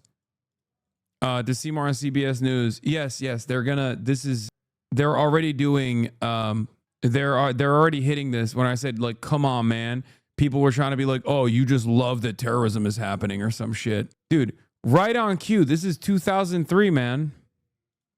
Yeah. I said, come on, man, to the fucking breaking. The reported Islamist shooter in Austin, Texas has been identified as 53-year-old Ndiaga Diagne, who wore a Property of Allah shirt during the terror attack. I said, come on, man. And he said, this guy said, he's mad we stopped the shooter. To which I responded with cattle. It's just like, really? This is how easy it is for Americans. It literally doesn't take much. They're so fucking stupid.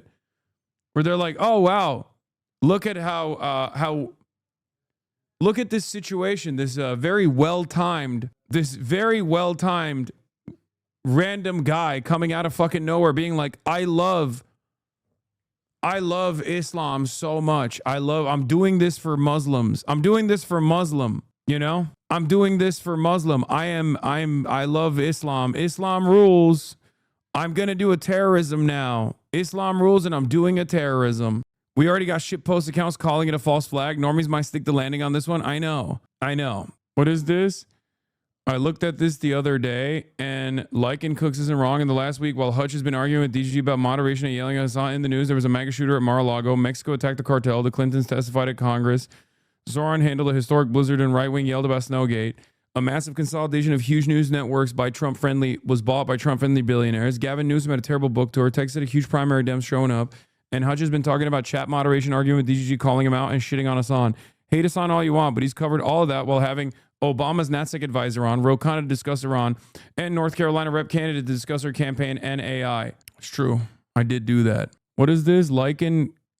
Alex Jones' level of conspiracy theory nonsense is not a problem exclusive to MAGA and the right. Hey, just curious, are the next few weeks / months, depending on the length of the conflict, going to be mostly dedicated to useless Hasan coverage, or do you plan to try to do something important on this issue? What the fuck, lol? Friend, if you don't like the stuff I post, unfollow, mute, block me. That's a nice cop-out response. It would be way more honest to say you like the positive benefits it brings your channels and you value that more than meaningful substantive content. You're not saving America by dunking on Hasan to an audience that already hates Hasan. Damn. Also, I'm not even fucking wrong. Like, what am I supposed to say? The timing of this is not suspicious? I literally tweeted yesterday, if there's any terrorism that happens on U.S. soil now, you will never be able to convince me, nor millions of other Americans, that it wasn't Israel and America conducting it together to rally the masses to support an insanely unpopular war. Liberals also love doing this, and it's just crazy when it comes to Muslims. It's like they forget that this administration that literally sent this shit out, they are still pushing the narrative as someone wrote anti-ice on their bullets.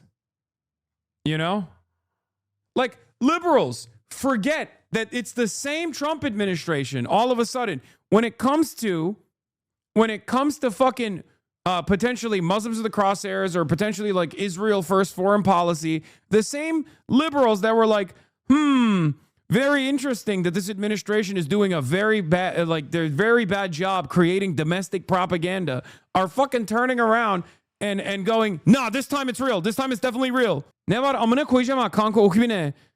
COMEX will collapse with the derivatives market and they will blame Iran war, not COMEX kanka oku. Ne diyorsun bilmiyorum. I was watching Bruce Green and Bruce was saying the Scalpy's having a hard time on Twitter, and the Shadow said the Baldy brings it on himself. I have no idea what that is.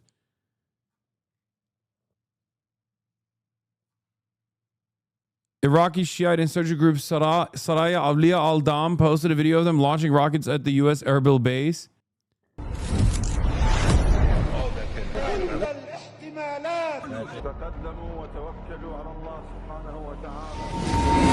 وفاء بالسيد علي الخامنائي تم شهيد القائد الإمام الخامنائي ونصرة للمذهب. Easily the most insane stuff from 2011 in the Arab Spring was Shia in Bahrain, literally reignited now, and far more besides across the region. And for what? I'm disavowing, but the dude, their fucking production guy, needs a raise.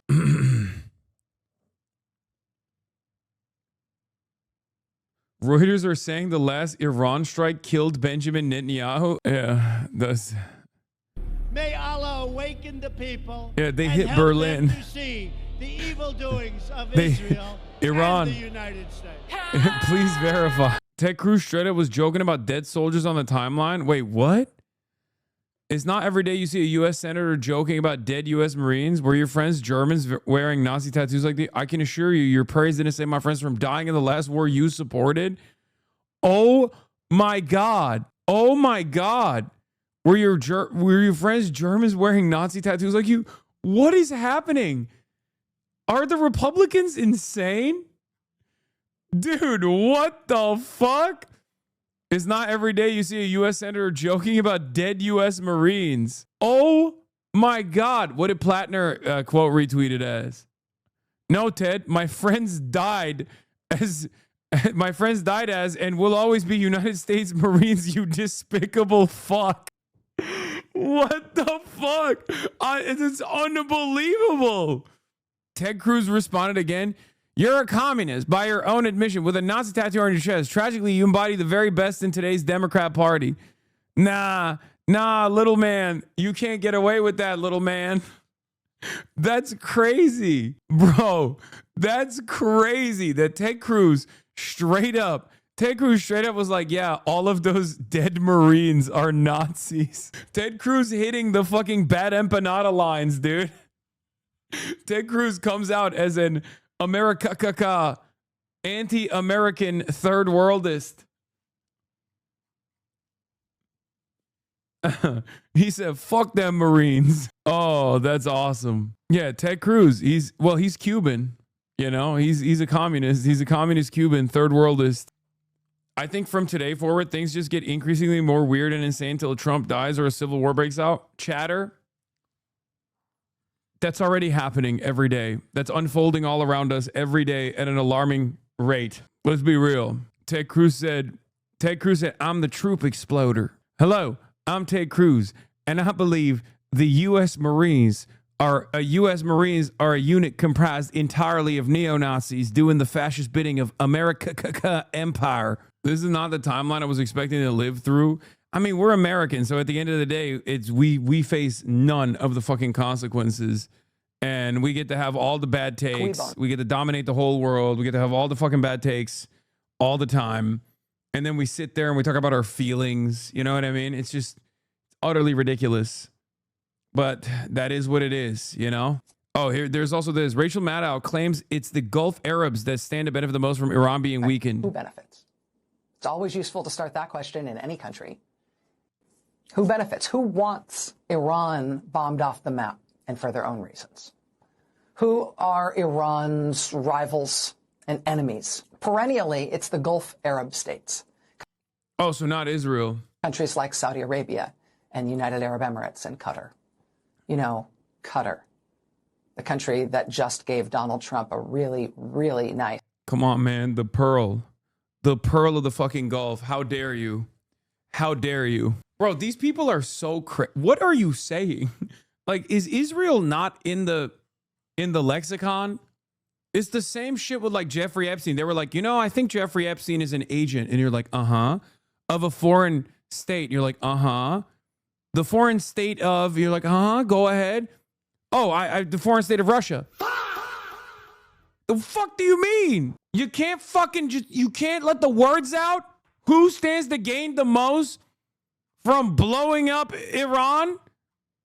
Who stands the most? Is the Gulf states? I mean, there's some truth to it, but I think there's one state. Rachel Maddow played a leading role in wasting years of liberal time and energy on a conspiracy theory that Trump colluded with and was financially compromised by Russia. This entailed ignoring not only the actual evidence about Russiagate, but about Trump's collusion with and financial ties to Israeli interests. With Russiagate fanfiction no longer tenable, Maddow now claims the Gulf states got him to bomb Iran. She gives only a passing mention to Israel, omitting that Israel lobbied for this bombing and directly participated in it, and that Trump and his cabinet have ties to pro-Israel oligarchs. The fact that his Israel policies are shaped by Miriam and Sheldon Adelson, that somebody has escaped the dogged eye of this leading member of the Trump media opposition. It's crazy. Like, how, at that point, it has to be deliberate, right? Like, you can't, I'm sorry. There is no shot that you're talking about foreign entanglements with the Trump administration and not mentioning Israel. Why are we all acting as though, like, is Israel a part of America or not? Is Israel just a part of America? Is it the most important state, the only state that matters or not? Because we can't play the song and dance at this point. Because you keep talking like Israel is a part of America without ever mentioning Israel, but then also talking about how it's a sovereign state or a foreign nation.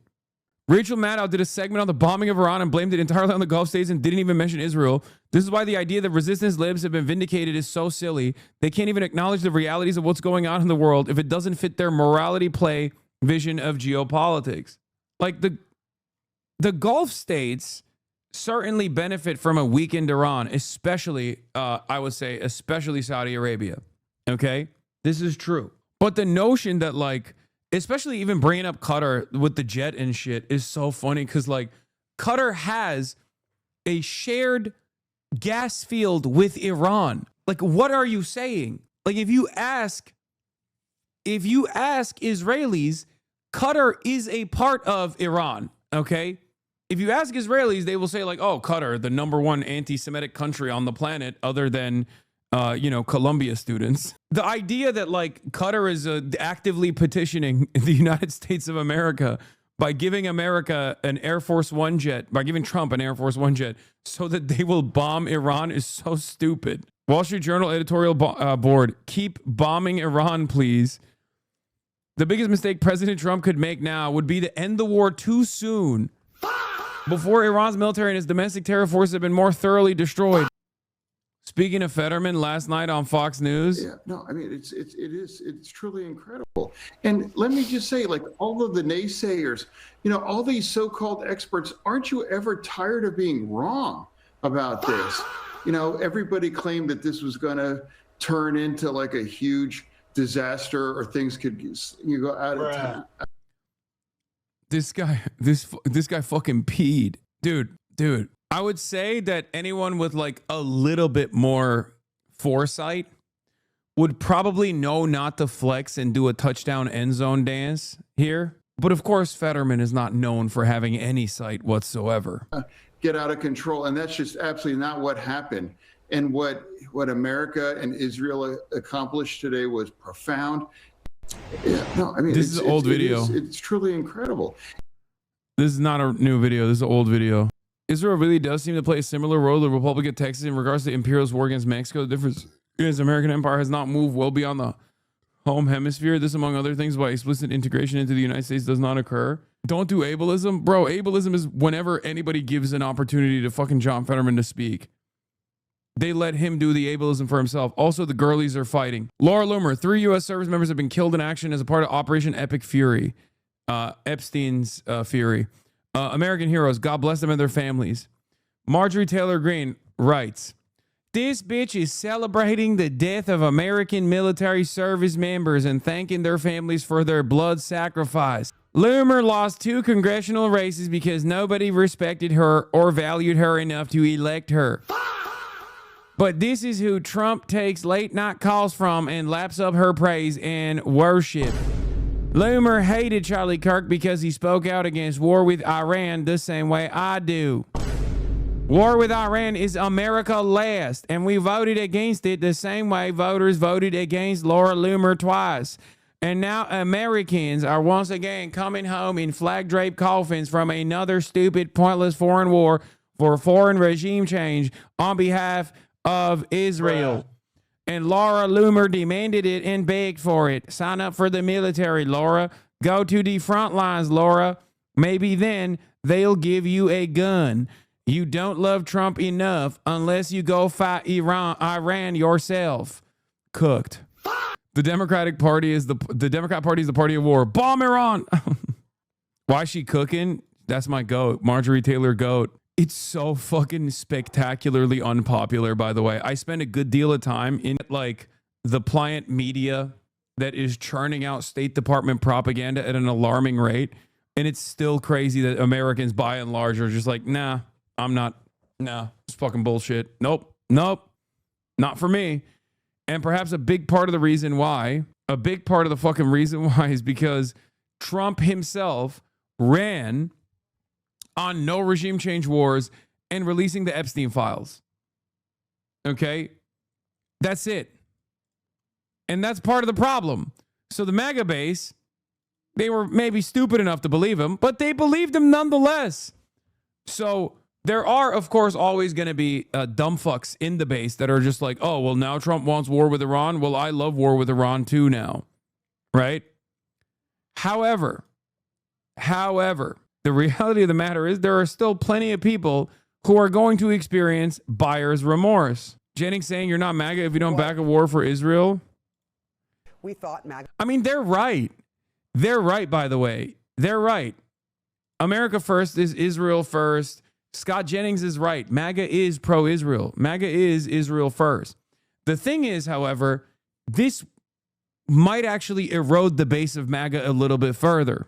This is not what we thought MAGA was supposed to be.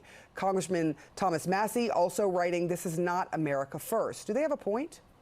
No, they don't have a point, and I don't consider them to be actual Republicans, and I don't consider them to be part of the American. This, you know what this reminds me of? This reminds me of when Donald Trump came out and was like, if you care about the Epstein files, you don't love me. And some people were like, all right, bet, I do care about the Epstein files. I'm going to go buy a gun at the nearest Walmart and travel from North Carolina to Mar-a-Lago. That's it. Like, because when MAGA falls out of love, they got different tools at their disposal.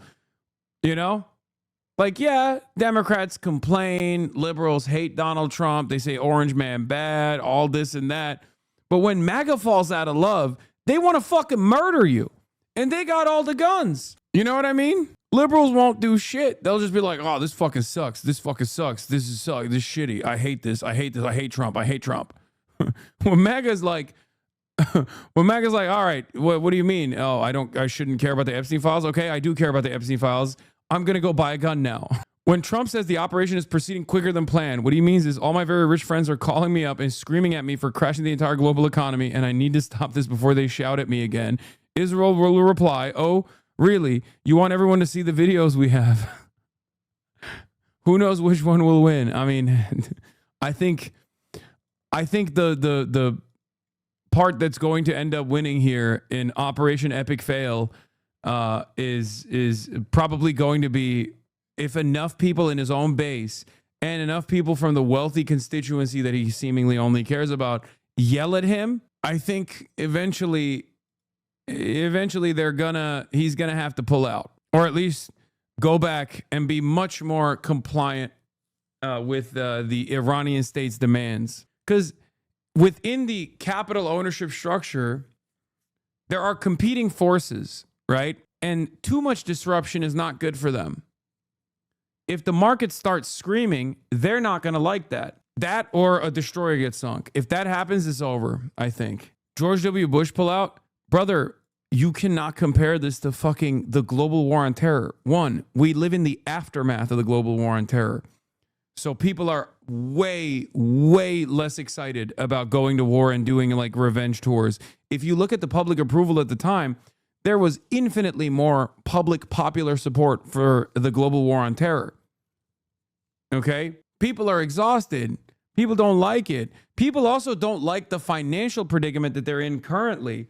Back then, they were in a much different financial circumstance in general. America's growing. Oh, we can get easy ass fucking loans. There's predatory lending happening. We can all buy homes. We can buy 10 homes if we want to. You know, the job market is nowhere near as cooked as it is currently. There was a sense of prosperity still. Okay. And then on top of that, we got struck on U.S. soil for the first time in a very long time, since like Pearl Harbor. America rarely ever suffers from the impact of its actions. America rarely ever suffers from the consequences. And that anger and that fervor caused Americans to, you know, join the military. 25 plus years after the fact, when you have a president that has spent the last decade shitting on the global war on terror, shitting on intervention, saying America first means enough regime change wars in this with the same intensity that he keeps got to release the Epstein files. Yeah, your base is going to listen to you. Your base is going to think this is good. I want that. I want you to release the Epstein files, and I want you to fucking not do regime change wars around the globe. That's precisely the reason why, if you look at the polls right now, there is no appetite for this. Even after the strike, there is very little movement. Of course, there's going to be some movement amongst the Republicans, especially, and even some liberals as well. And, you know, the media is doing its very best to try to get as many people on board with this regime change war, but it's still seemingly failing. And I chalk that up to two things. One, material conditions have deteriorated. People have no hope. People have no buy-in, right?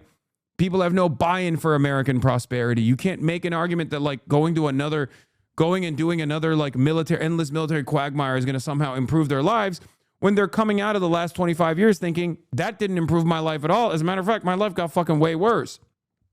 And that's not because there's a guy like me out there who like fucking hypnotized them into this false belief that like global war on terror is somehow bad or it doesn't actually help them. They experienced it in their own lives in spite of a media apparatus that kept trying to explain to them that, you know, this kind of regime change war isn't that bad actually, right?